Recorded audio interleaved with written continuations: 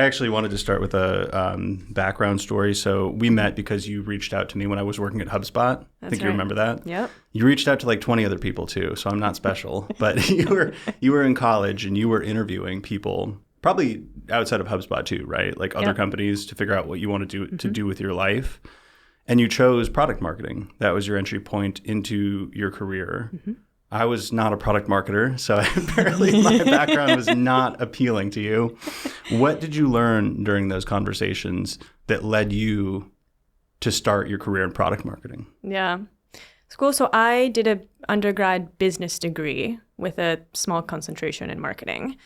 And what school doesn't teach you, though, is what do marketing jobs actually look like? Like the term growth marketer, product marketer just simply never came up in the classroom. And so what I found through reaching out to friendly faces and saying, like, please describe what you do and what your role means, is that there were, to me at the time, the way I interpreted the information was marketing roles that were more about optimizing a channel, like, a distribution channel in and out, all of the mechanics of it. And then there were broader marketing roles that were focused more on research, customer behavior, writing, things like that. And so I liked the broadness of product marketing. And it sounded like where my interests and skill sets overlapped. Sounds cliche, but. It's interesting because that's what I liked about growth marketing. Growth marketing sort of was a mechanic underneath the channel by which you would make decisions. So I didn't have to pick like being the best SEO or being the best. Well, I guess conversion optimization is kind of related to growth marketing, but I didn't have to pick like paid ads, or I didn't have to pick like email marketing or something like that. But yours, like product marketing, is more foundational. It feels like to me. It's like without good product marketing and good story, good narrative, none of the channel activity kind of matters, right? Like that forms the basis of everything. So I don't know what the question is here. I guess like I saw an interview you did last year where you described product marketing as just basic marketing. Right. Is that how you kind of conceptualize product marketing, or how do you conceptualize product marketing? Yeah, I stand by that. Basic marketing to me means identifying what value your product provides for who and how. And then you have all different ways you can surface that message, provide examples, match the audience with the message. But at the core, if that's misaligned, then you could have all the activity in the world. That's not going to get you very far. Mm-hmm. Paradoxically, I would imagine that the basic marketing is harder than the fancy stuff. Absolutely. It sounds deceivingly simple, right? When you call it basic, you're like, okay, 101, like, do we have like a hero's journey? We plot ourselves on that hero's journey. What does it actually entail that is more complex than it sounds?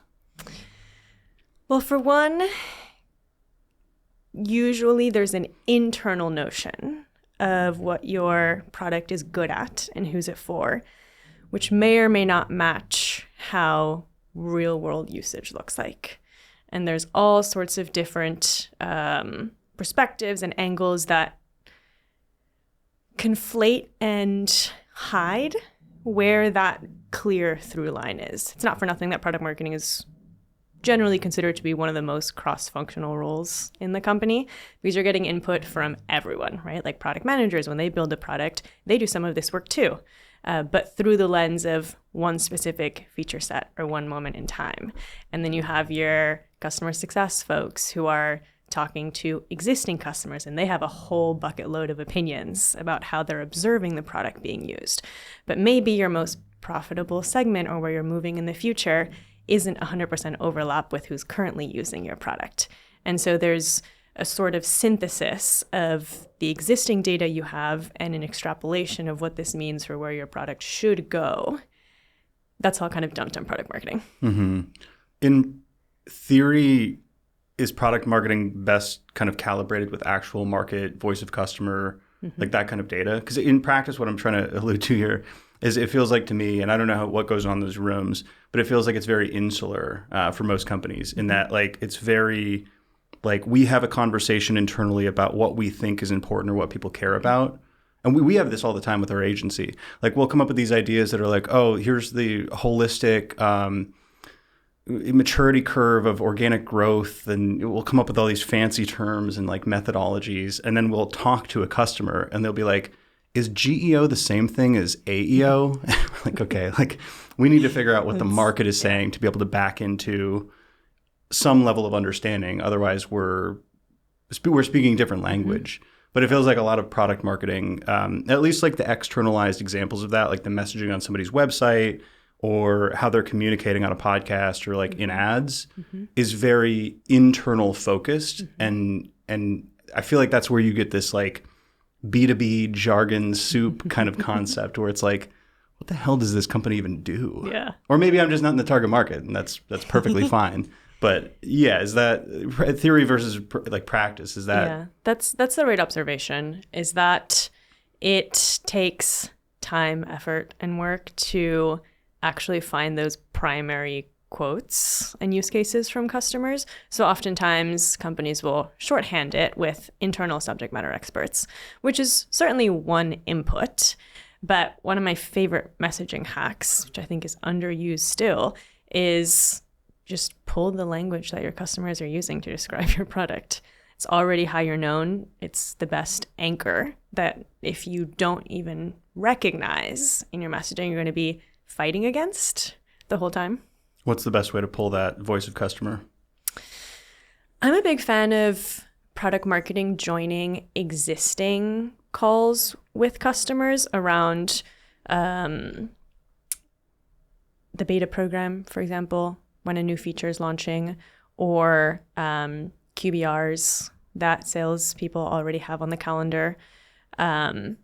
Oftentimes the pushback for, oh, just listen to Gong, just talk to someone internally, don't reach out to the customer, is they already have too many touch points, right? And so you don't need another person asking the same questions. How are you using the product? What's difficult? What's easy?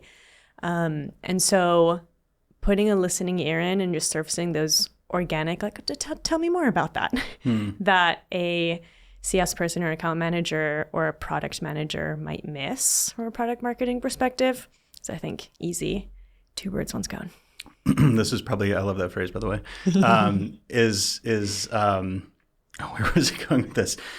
This may be too in the weeds, but when you're looking through a transcript or having that conversation, how do you pinpoint signal versus noise? As in, like, if I take sales calls, right? And I talk to a variety of different prospects, some of whom are early stage, some of whom are enterprise, both have different sets of issues.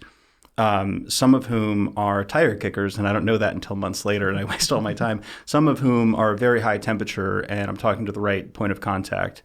How do you triangulate and make sure that, you know, those voice of customer insights are actually relevant to who you want to target? Mm-hmm. Yeah, some of that is doing your homework and not just taking every customer quote or snippet that you come across as source of truth or equally weighted. A lot of that work can be done internally, right? You can get context on how did this sales conversation start? How is their usage going? What sort of outcomes have they seen? Is the person who gave us a quote on a call the person who's using the product, or the person who's funding it, or someone who just has strong opinions? Is it possible to test any of those narratives, or is this like, I think about certain actions and strategies as like, you've just got to have conviction and like put your full weight into it, or you can kind of set up an experimentation infrastructure and like have optionality. You know, like with a subject line or something like that in an email, you could test different segments and like test 100 different subject lines, but certain actions, like if you wanted to buy a company and do M&A, you've just got to have conviction, right? There's no real like alternative pathway. With product marketing, especially kind of the narrative, the messaging, can you experiment? Or is this just like lean in? Yeah, you can. And I think both are valid strategies, right? Either your company is in a position with subject matter experts who take a stand on something, and then you bring that into the vocabulary of the market, which most people default to that strategy. Not everyone can do it successfully, but it can be done. The other way is, and my expertise lies in case studies, so I'll give an example of how you can experiment with messaging in the case study context is I usually send out a form before I get a customer on a call to interview them, where one of the questions I ask them to select what buckets of value are you getting from our product. And so we have, the 3 core ones that come up all the time, 2 or 3 that we've heard less frequently, might be more out there, want to gather intel on, and then just an open other. And I've been at companies where internally we would have sworn that 1 out of 3 of our core buckets was the most common and never got selected by customers. Mm-hmm. Or there was something experimental that it was yes, this is the next thing, this is how we're going to say it. And customers also were I don't relate this solution statement to the problem statement that you're helping me solve. Mm-hmm. We'll do, it helps because we're small and we're kind of doing our positioning and our sales, but we'll do small experiments with new sort of positioning and messaging within our sales deck and just kind of qualitatively see, does this resonate? And you got to really scrutinize their body language, and if their eyes are glazing over, or if they pop up and they're oh, that's my problem. You're all right, we're on to something. Yeah. But we'll always do a small rollout before we completely shift our website copy, how we're talking about our narrative on podcasts, all of the broader kind of positioning work. Because so much of those big shifts that I've seen originate from, there's another company that's doing cool things that we saw say it this way. So they must have some signal that we need to go all in on, or we're going to be left behind from a messaging perspective. Isn't there a lot of that? What's the phrase? Mimetic desire, where it's you kind of look at your peer set and what they're aspiring to, and even the language they use. It feels like that's more common than ever. Very much so. Why is that? Social media. What's the problem? What is the problem? I think there's a certain anxiety in that race to get ahead of the market and your competitors, or no one really knows. No one can read the future. No one knows where things are going. But I find that now with being able to iterate messaging faster with AI-assisted writing, being able to sometimes update your website automatically, without a front-end developer and things like that, messaging shelf life is a lot shorter than it used to be. And so I think my guess would be, that sounds better than where we're at now with our messaging. So let's just move fast, apply it, and catch up quickly without doing the small tests with customers and making it more of an involved process. And I'm all for moving fast, but at the same time, I think that's how you end up with, in a couple weeks' time, everything different ends up congregating into the same message. And that's where you get sort of sea of sameness problem. Yeah. The point on the fear or anxiety in the market, I think, is really interesting. So I'm imagining if I don't know, I'm in a crowd and I have high conviction that this is the direction towards the entrance of Yankee Stadium. I'm going to walk that way regardless of where the crowd is going. But if I don't know and no one seems to know, the safest option would be presumably to follow the crowd. Right? So with AI and especially in B2B and SaaS markets, no one really knows if this is a dying industry, if it's a changing industry. Everybody's trying to latch on to the sort of AI narrative, which is where the funding is going, which is where the market is being propped up. Yeah. So it's in that sense, do you want to be the lone person walking this direction while the crowd seems to be going that way, while everybody's in a fear? It seems hard to stand on conviction when the atmosphere is a fear-based one. Yeah. I agree. I don't know what the answer is. Right? I think that the companies who stand with conviction and have what I like to call opinionated messaging, the companies that do that well are those who not so long ago, their founders were practitioners. And so they still have that pulse on the ground of, we started this company to fix this problem that I personally understand the ins and outs of. I think you can tell reading message when thought leadership is the thought leadership. You just want to echo what seems to be the leading message in the market. Wait, what do you mean thought leadership is the thought leadership? Like, what does that mean? That you are investing in a category that you are calling thought leadership without actually having something to say. Interesting. Because that type of content performs well, because it seems more authentic. Yeah, I got you. So it's like it's putting the cart before the horse in a way. Yeah. It's like I think Ryan Holiday once wrote an article on so you want to be a writer, that's the problem, right? Yes. And he's like, the point isn't to write the book. The point is to have something to say. And you put it in a book, right? Yeah. But if you just wanted to write a book, like you should try to have something to say first. Like that's the first thing you should care about.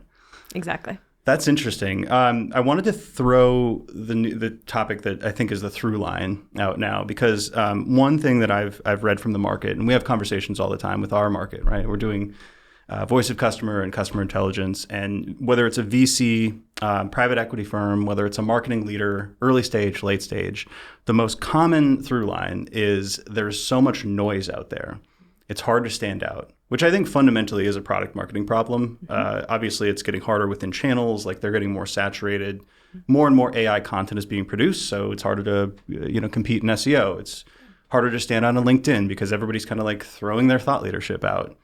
But you also, you in our intake form, you'd mentioned that you think trust in marketing is at an all-time low as well, which I think is related but orthogonal to the noise problem, right? I think because there's more noise, it's harder to trust any given thing. But tell me what you're going after with this trust at an all-time low thing. Yeah.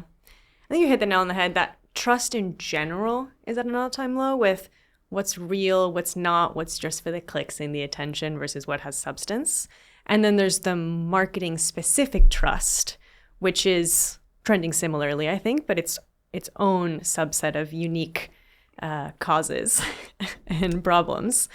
And so a couple of trends that I've noticed that has led to the marketing problem specifically. One is that now with the way products are built and marketed, it used to be that a product was shipped, you waited to gather evidence of how it made customers successful, and then you would follow up maybe 6 months later with a big marketing push to get it into general adoption and awareness. Now you're behind if you do that. And so you market ahead of a product even being ready for use. It might just be at the idea stage. It might be at beta, but you don't want to seem like you're early on. And so there's these incentives in the market to market ahead of where your product is. And then, sales picks that up, and generally the line of what can this product do for me today has gotten a lot blurrier than it was in the past. So this is the spokesperson outpacing the scientist. Yes. The marketing outpacing the R&D. The visionary is leading the way.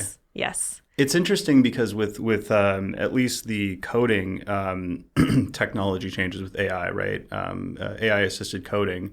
One would presume that also the product shipping would be much faster and the capabilities would be much quicker to arrive also. Is that not the case, or? There is some of that for sure. I think in a lot of customer stories that I've worked on, a lot of the praise for companies leading their market segments right now is that customers love how fast they ship, and it is a speed that was previously unseen or unattainable in the past. And so there is definitely a cadence and rhythm of product releases that has been unlocked because of AI-assisted development. I think from a marketing perspective, though, when something launches, products are almost being launched as tests too. We were just talking about message testing and like throwing things out there and seeing the response. I'm seeing product development happen that way too. I'm not a product manager, so I'm not going to pretend to know the ins and outs of this. But the way that releases get talked about now isn't this like once a year big stage moment. It is continuous releases. And so there's a stance you can take it's called like visionary marketing, which is, our product, this is the beginning, right? And as you grow your product usage with our increasing product maturity, you will be able to accomplish XYZ thing in the future, and painting the big vision, the destination, the goal. That's really effective marketing, and I think still is valid today. But when you talk about this big picture future as if it were today, and then a customer tries your product and it's not that, then there's just that fundamental human pain of misaligned expectations, which can only lead to disappointment. It's been a while since I've read April Dunford's Obviously Awesome, but I feel like there's some recollection of her talking about the different audiences for your pitch, and the visionary one being best suited for VCs and investors because they want to buy into the 10-year vision, whereas like your customers want what you can do today, right? Yeah. They don't want to wait 6 months for whatever capability that you're promising. Yeah. But maybe that's changing with AI. Yeah. Maybe the faster shipping pace does make it so you need to communicate a few months in the future or years. Yeah. Yeah. I think product marketing, given product is in the name, right? As the product development lifecycle is changing, product marketing needs to adapt to that.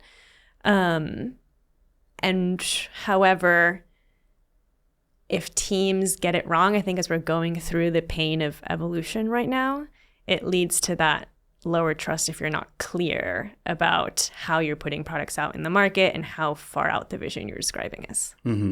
This is a total digression, but related to the kind of like visionary promise versus the shipping pace.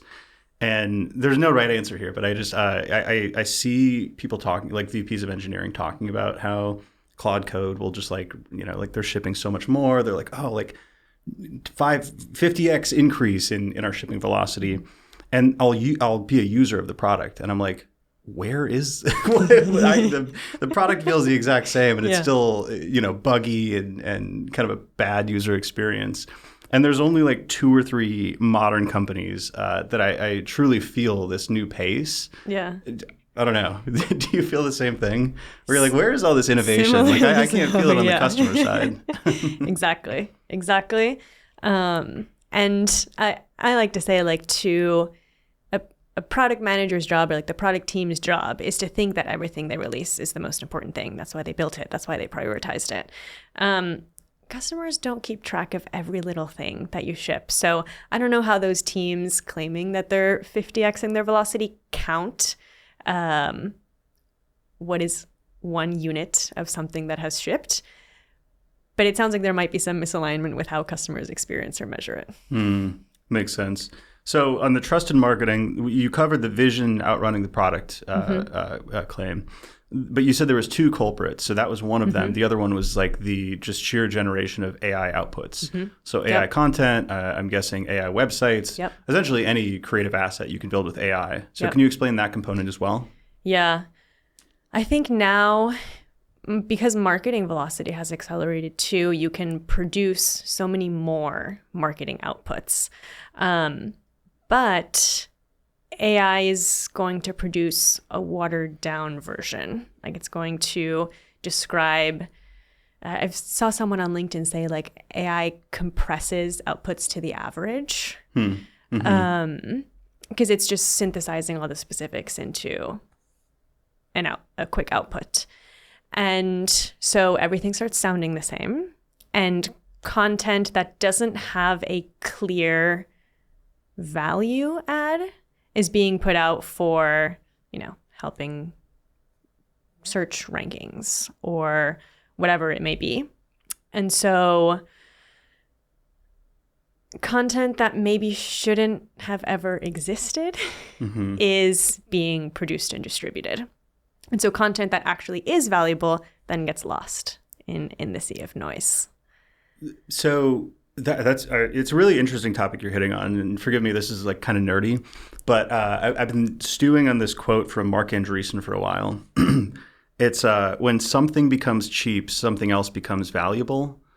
And with regards to content, ostensibly, if something is valuable, it should rise to the top in some system. Maybe it's like the simulacrum of quality is overshadowing like the actual quality. So maybe like Google's search engine system cannot detect like true quality versus like what feels to be good quality. Potentially the same thing with LinkedIn. But my sort of economic philosophy is that like, all right, so content production's cheap now.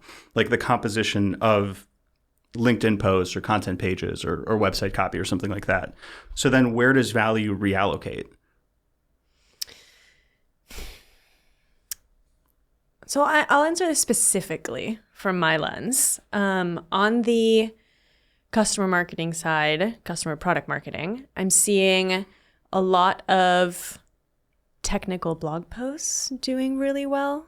Something that is authored by a practitioner that then has marketing help to package and help with readability of that asset. And so I think surfacing technical voices, surfacing expertise via podcasts or blog posts or conference sessions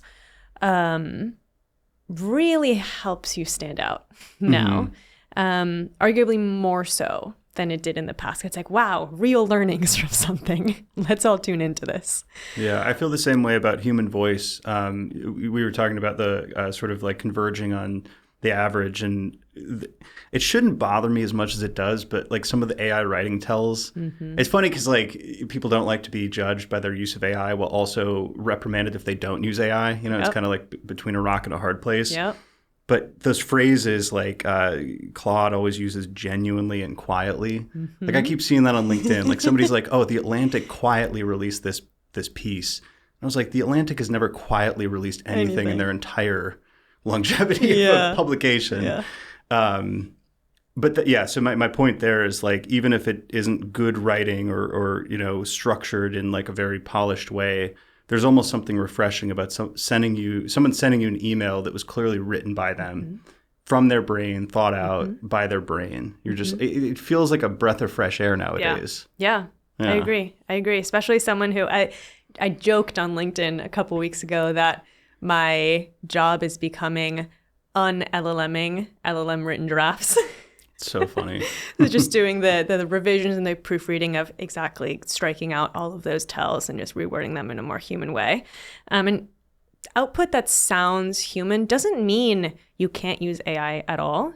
It just means don't be lazy about just publishing the first draft produced by AI. Put some time into revising it, giving it your voice. And I think that is extra effort that's appreciated in the market right now. Where do you find the bar is or the delineation is between where to use it and where not to use it? Because even within, I don't remember if it was your form or if it was a past interview, you talked about leveraging custom GPTs for, I believe, personas. And I think a Notion database where you kind of like surfaced all of the customer insights and used that for storytelling. So those feel to me to be, I guess, leveraging something that is a uniquely collected insight. It's more of an intelligence gathering and distribution system. Versus, say, to me, like the worst possible example would be somebody sending like a breakup text via ChatGPT or something really personal, or like a one-to-one email to my co-founders. Like if I can't send them my own words, I just feel like I'm being offensive, you know? Yeah. But there's some bar where it's like, all right, this is appropriate, this is value additive, versus this is dilutive and it's actually causing an externality where the other person has to now do more work to un-LLM this, right? Yeah. So for you, and maybe like you can take that from the customer marketing side of things, like in creating a case study, for example, or some product marketing asset, like where does that line fall for you? Yeah. I give examples of two maybe similarly appearing outputs being on opposite ends of that spectrum. So something where you are repurposing the format of a piece of customer content, like say turning a conference session into a recap blog post. Key takeaways, a couple quotes as stated exactly in the order as stated on stage is a pretty good use case for AI. It's basically just indexing, repurposing something to make it more consumable in a different format, but you're not deciding what to include, what to exclude, like you're just following the template of the content that already exists.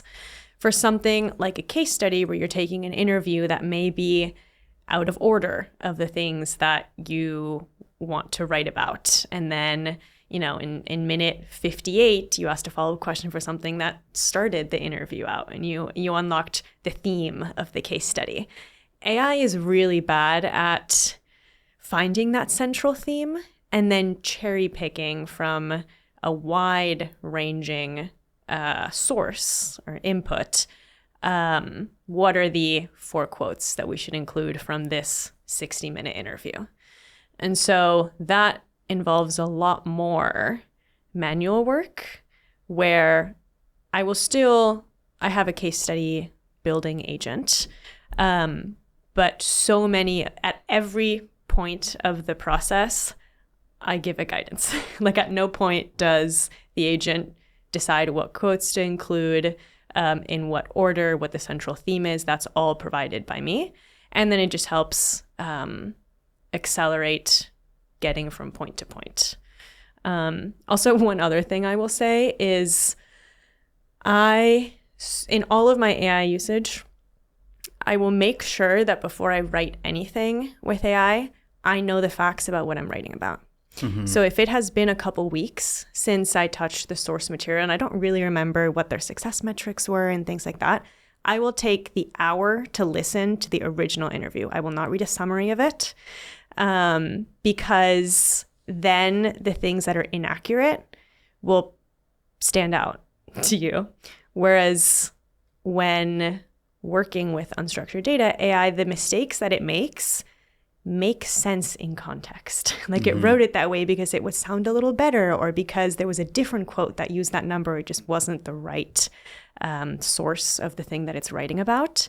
And so if you don't perfectly remember the content that you're co-writing with AI, then you'll miss that, and it totally wrecks your credibility when you send a customer back something that inaccurately portrays their story. Mm-hmm. Yeah, absolutely. I have to do the same thing with sales decks. If like everybody uses AI note takers now. So I'll use that to summarize the key insights and problem statements and all of that. But I always go back and watch the video, 2x speed, of course. But I want to make sure that I'm understanding, like, oh, was this like said in jest? Was this like a serious thing? Like, in what context was this insight pulled? Because otherwise I'm going to look like a damn fool if I come to the table and I'm like, here's the problem. And they're like, I was joking about that. Like, that's ridiculous. Yeah, exactly. Yeah, and talking about credibility killers. Actually, before I want to talk about like case studies and how to construct and customer stories in the age of AI, but just to really crystallize this trust in marketing concept and why it's low, I guess like the question is, because we're talking about noise and how much information is available, do you find that consumers are more skeptical than they used to be, or simply they're tuning out? And if they're skeptical of what, like claims or copy, or just generally people marketing to them? I think generally people's, I don't know if litmus test is the right word, but their sensitivity to something that sounds like marketing speak is up. And so website copy, one-pagers, promotional materials, anything that is authored by your marketing team is received with some skepticism. And so I find buyers and readers generally will kind of skim through marketing materials as a starting point, and then jump into what is something that is written by a non-marketer. To dig into what you actually do, what's your perception in the market, things like that. And so previously, where maybe a prospective buyer would have just taken your word for it of something that they got handed at a conference or something like that, now there's a lot more steps. I'm not on the growth marketing side, so I don't know how that is complicated attribution or not. But I imagine that there's this continual seeking of information beyond what your marketing team provides. Well, on attribution, it's a whole mess, and it's probably just a fiction. that's useful for communication and a total narrative that we're telling, but that's a whole separate podcast. Yeah. I'm just wondering if because like on my side, I almost see like a credulity chain where it's like when something, how do I describe this? Like with AI, for example, 2 to 3 years ago, I met somebody at a all-inclusive resort in Mexico, which is not my typical travel experience, but I was with my co-founder, and she found this resort, this person we were talking to, she found the resort via ChatGPT. And I feel like recommendations from AI still at this point come with a very high degree of belief. Like people feel like it's almost like coming from the ether. And the chain that I'm talking about is like the closer you are to like how these machines get their answers, the more skeptical you are of them. And then that kind of like reverberates outwards until the average consumer is also skeptical of it. So because news will come out and like The Verge or, The Atlantic that describes, hey, here's how brands are gamifying AI engines, right? And then eventually people understand, oh, you can just like post on a Reddit thread and like you can create fake accounts and it's this easy to poison it. But I've started to, even review the sources and I'm like, for things I know how the sausage is made, but even things like review this list of wines and tell me what one's the best. I'm like, I'm starting to get skeptical. I'm like, where's the inputs? Like who's architecting this answer for me? So I don't know if that happens with every kind of surface area. You go on LinkedIn, you're posting thought leadership, you're a CEO, you're super high signal. And then 2 to 3 years, 4 years later, everybody's doing that. The thought leadership is diluted because it's thought leadership for thought leadership's sake. You've got an agent on your behalf writing the post, and there's no substance there. Does the entire facade crumble, where there once was signal? Mm-hmm. That is one of the almost like perpetual existential problems of marketing, is that the more a technique or an approach or a message gets adopted, the less effective it becomes. And so now there's more of a culture of being open and kind of bragging about the workflows that you've built and being a little bit more collaborative, marketer to marketer. But I remember not that long ago, like you had to get on a one-on-one call with a marketer for them to share their templates and their approach and their strategies. Because if people caught word of it generally on LinkedIn, then everyone would be doing that thing and it would stop being effective. And so that is also one of the things that leads to lower trust within marketing too. There's trust from so many angles. Yeah, absolutely. I wonder on that because there was the whole build in public and like open concept where, the more I share, the more value I get. And I've been hearing through the grapevine some echoes of maybe we shouldn't share everything. But I also think on the flip side, the recipient starts to think, well, if it's this freely shared and everybody else can do it, it's replicable. So like, where's the competitive advantage? I almost feel like we're entering an era again of like, maybe not guarded secrets, but a lot more sort of iconoclastic marketing where it's like, if you can find the answer from a checklist or a workflow that was copy and pasted and stapled onto your system, how valuable is it truly, Yeah. Using AI in marketing is an interesting one, though, because it helps your career as a marketer to position yourself as an AI native marketer. And so there's this kind of lateral incentive as well that didn't exist before. Like if you had a robust library of templates before or like beautiful PowerPoint decks that you had built throughout your 10-year career, like you weren't applauded for that or like boosted algorithmically for sharing that. Versus now, because everyone in marketing also feels like they're behind if they don't have this like fleet of agents automating their entire life for them, then if you share like, oh, I did this thing with AI and it's perfect, it has changed my career, then you get a lot of attention for that. Don't you think that's leading to the trust problem too? I find that Absolutely. A significant portion of it's puffery. Yes. It's like when you poke a hole in it, you realize it's a total story. Yep. And because you don't want to be the one person on LinkedIn who's quote unquote left behind. God forbid you enter the permanent underclass, right? Like I can't go out there and be like, how I wrote this newsletter? Paper and pen. Yeah. I went on a long walk and I thought about it for a long time. It took me forever. Yeah. but I like it. It's a pendulum, though. I really think we're getting close to it swinging back around. Because the claims got a lot of attention in the beginning, but then there's, 6 months out, you see there's really no substance. That newsletter converted worse or is completely forgotten in the minds of your readers in a way that maybe your original work wasn't. So I have a friend her theory is that human work will be like a differentiator and a premium in the future. Whereas, I always throw out 6 months as like not too long ago, but X amount of time ago.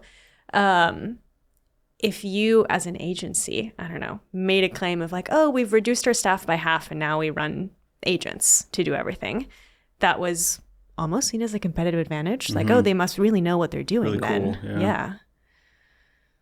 I don't know if that'll still be the case 6 months from now or a year from now. I don't know. I think you just have to keep the focus on where value accrues in these systems, which I do want to talk about because I don't want to like float your boat too much, but I think the customer proof is probably one of those places that are the most hard to fake, especially if you can validate that this was a customer, that they did achieve these results. But one more thing on the trust and kind of the changing of the tide here. It's almost like that example with the crowd, and you don't know where you're going, so you just follow the crowd. And then all of a sudden you realize, hey, this crowd's going the wrong direction. Like the Yankee Stadium is that way. And then you realize that, and you look around and a couple other people realize that, and they start to say, hey, like what the hell is this crowd doing? But before you kind of like could lift your head up and realize that, it didn't make sense to kind of call it out. And I see more people calling it out. But customer stories. All right, so case studies. Let's talk about it. How many case studies have you written in your career? Oh, wow. I would say probably like 200. It's a lot. It's a lot of case studies. Do people still read them, like more or less, since you started your career? Like, what is the changing economic consumption model of case studies? Yeah. I think they're just like everything else. They come in and out of style in terms of whether you lead with them or not. But it's one of the type of assets that no one ever said we don't need case studies. We're not writing case studies. And they've always existed. I think in the past, they were mostly in demand with sales.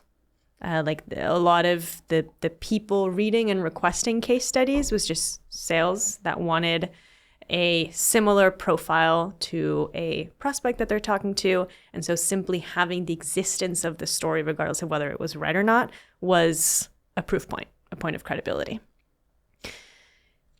Now, so most of the case studies that I write are for technical software companies. So cybersecurity, AI companies, data companies. And I'm seeing their case studies gravitate more towards a technical blog post hybrid, where you are actually sharing not just what they did, but a bit of how they did it as well, how they architected their solution, what were the roles and titles of the people involved, what did the before and after architecture diagram look like. And those were specifics that weren't as common in case studies before. Like the traditional case study template is, here's a brief history about the business and how much it's grown. This was how horrible their workflow was before.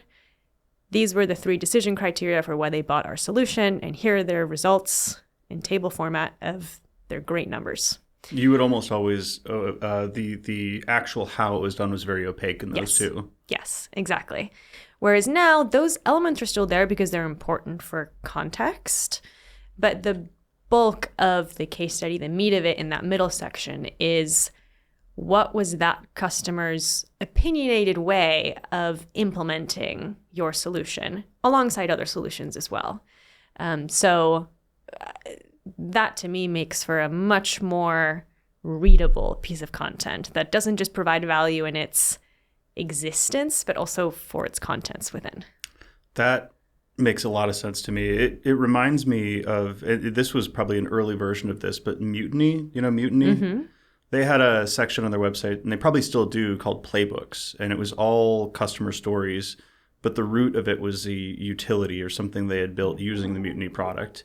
which was complicated, right? It was like very technical kind of growth marketer, string this system up to this system, you're integrating the data from this. It wasn't like super easy to kind of imagine what could be done. So I think it served the utility of like getting the imagination started of a potential user or a current customer too, who's like, oh man, we should do that too. We should like auto qualify our leads based on this enrichment data and send this email and Because otherwise you're staring at this blank workflow, which is the most intimidating thing in the world. Yeah. It gives a view of what's possible. What are others doing? And does it maybe make sense to do it that way in your business? So we've been considering doing more micro case studies.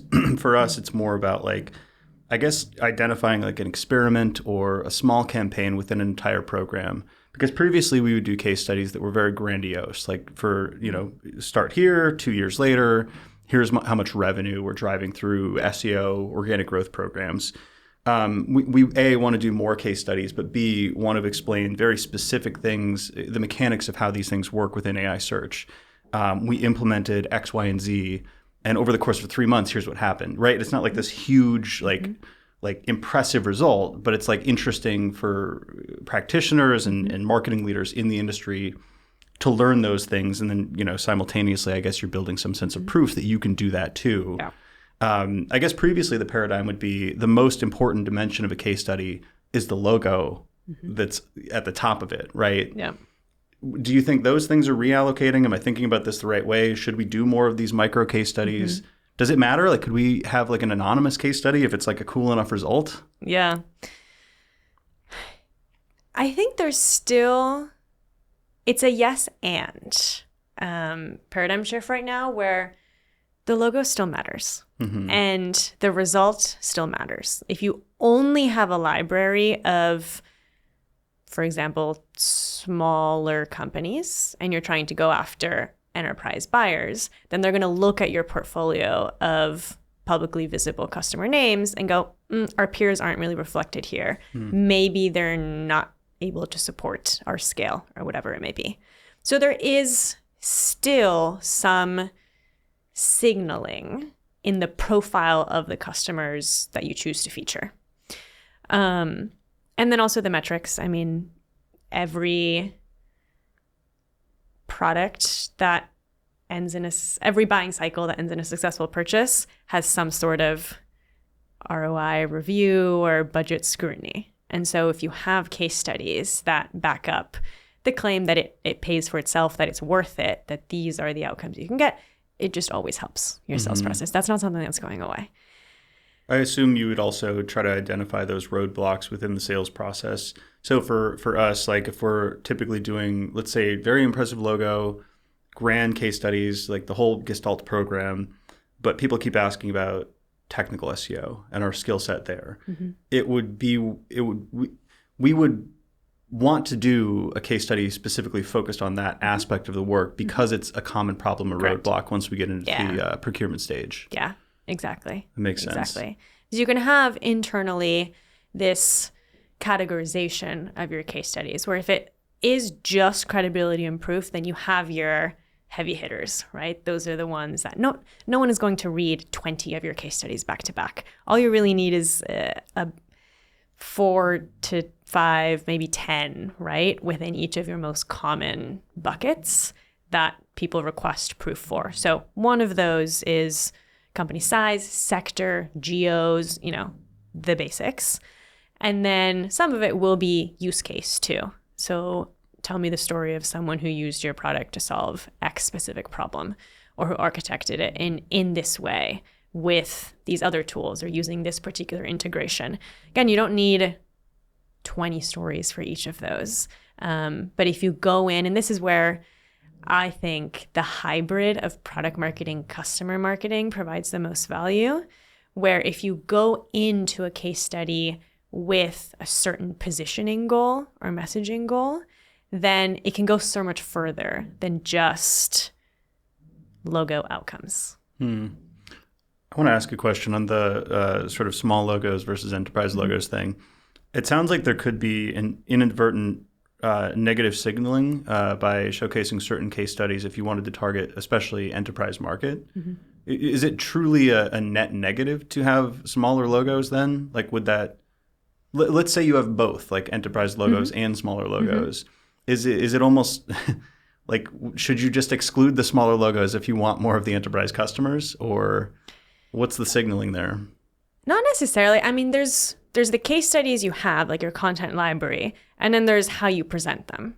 So similarly to how people will not read 20 case studies back to back, they also probably won't scroll all the way down in your case study page. And so for how you choose to house them, if you are truly only targeting enterprise buyers, but your current mix is both mid-market and enterprise, just put all your enterprise case studies at the top of the page.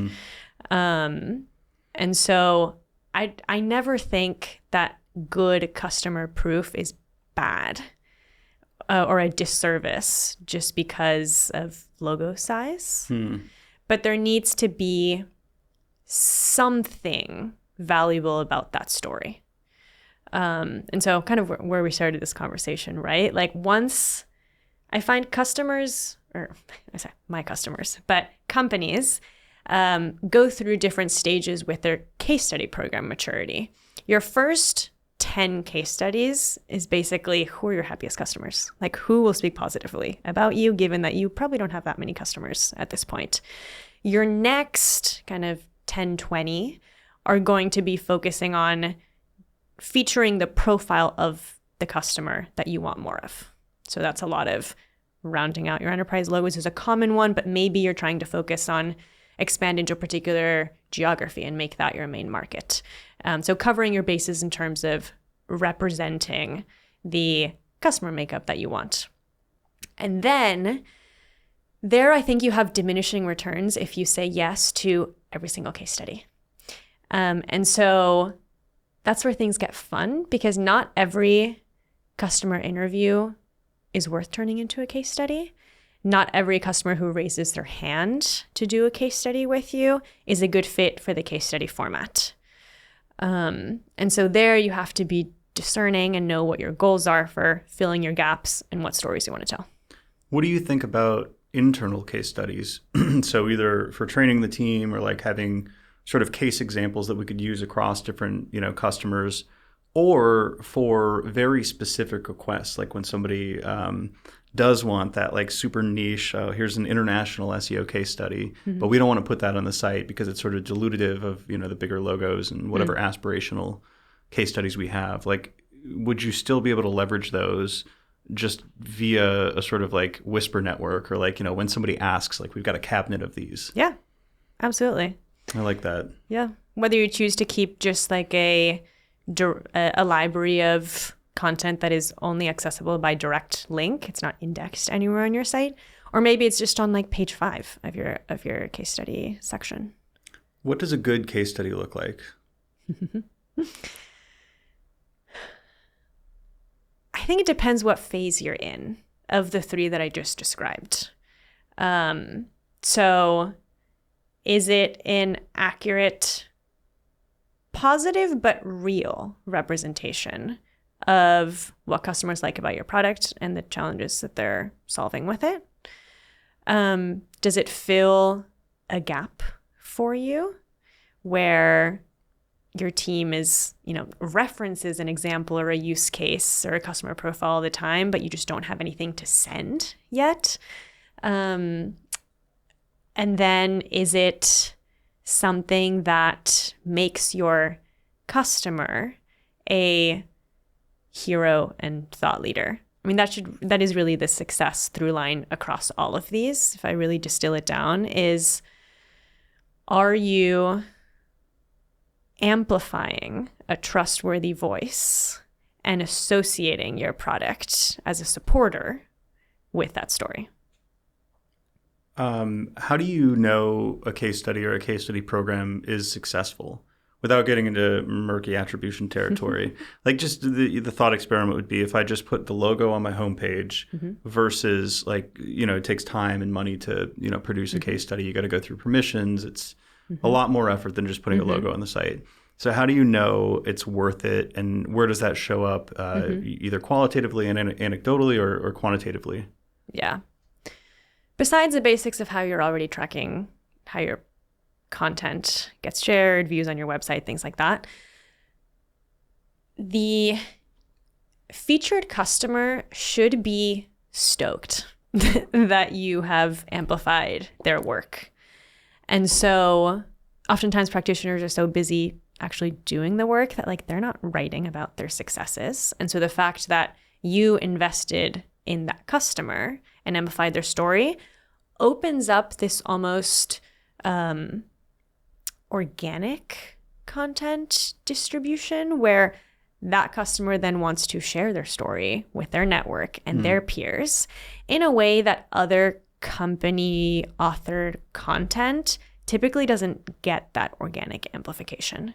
And so if you see the customer, the featured customer, sharing it, talking about it, volunteering to do more things with you, like tell their story at your user conference or take a reference call for an industry peer and things like that.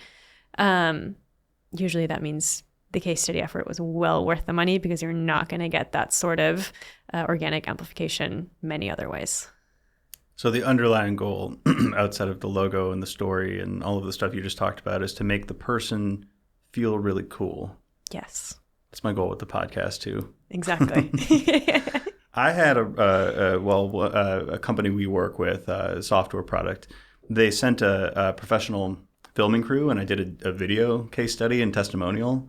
And I just saw the ready-made, like the final version today. And it's super cool. It made you feel cool, right? I want to share it now. Yeah, exactly. So, exactly. I don't know, like it felt above and beyond. Like I would probably share, like if somebody asked me, I'd probably begrudgingly share like a testimonial or something like that. But I'd be like, all right, I'll schedule this at a weird time during the day so not many people see it, and I'll just kind of phone it in. But with something like that, it felt premium. It felt like they had invested in me. So I almost want to share just because I look cool now. Yeah. Yeah. Yeah. I think that's the true answer to what makes for a good case study. I think going back, you can look at it from a lot of different angles, but does the featured company feel cool and want to share it? And are there elements like the premium video that make that easier or more likely? Or I guess I'm getting into like pretty tactical area now, but how do you do that? Yeah. Part of it, to your point, is polish. Is it good writing? Is it good videography? Part of it is also not playing the narrator of like actually use their voice, feature their story in their words. In my case study drafts, I use a lot of direct quotes. In video interviews, when I'm directing the cuts, like I will cut as much as possible from the like interviewer's extensive ad lib on the company side to give as much airtime as possible to the customer. So actually letting their voice shine through is one of them. And then anything that falls into like testimonial or like you're so great type of quote should, first of all, don't lead with that. It should be implied throughout the piece. And second of all, it should sound like they actually said it and organically be folded in with the actual substance of the story that they're telling. A lot of those, like you mentioned, the distinction between like testimonial feels very different than customer story, right? And so why does it feel different? It's because testimonials sound entirely self-serving to the company and also usually very in like a stiff marketing voice versus if your output is organic of like, I'm really proud of my team and I've been able to, through this program, hire more people and my people get promoted because of this program and we couldn't have done it without this product. Like that's an entirely different narrative. Nice. This is very educational for me. I realize we're basically at time. There's a ton of stuff I didn't get to ask you, okay. But anything obvious that we missed that you'd want to bring up just as a closing point? No,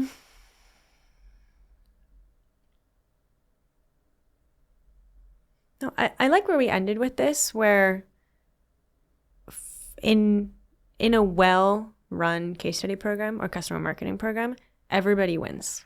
Your customer gets to look cool, and your company looks cool. And that's why I do what I do.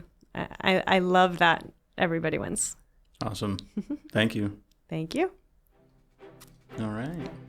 Fun.